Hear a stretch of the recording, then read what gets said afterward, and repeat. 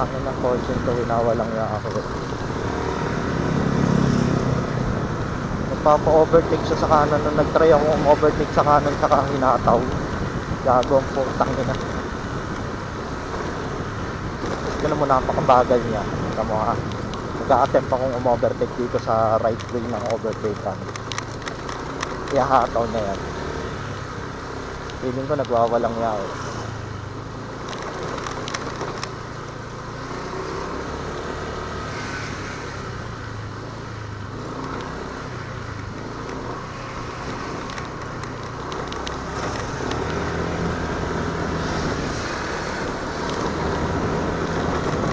Tara, ayan, ako naman nagwawalang niya sa'yo.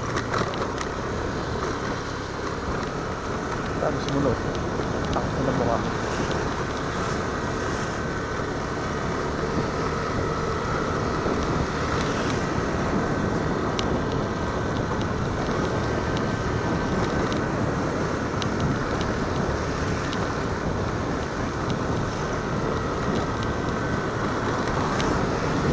Biglang hindi na sumunod eh. Nakitang may camera siguro yung helmet ko.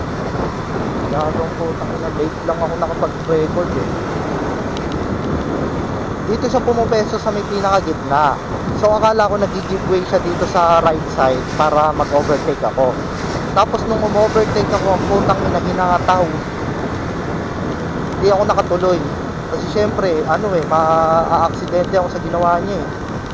Nandito na siya, almost nandito na siya sa sa side na to. Malinis yung kalsada.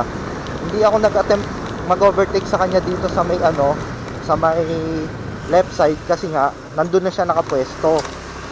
So ang open is yung right side. So baka sabihin nyo kasi hindi naman tama talagang overtake sa right side.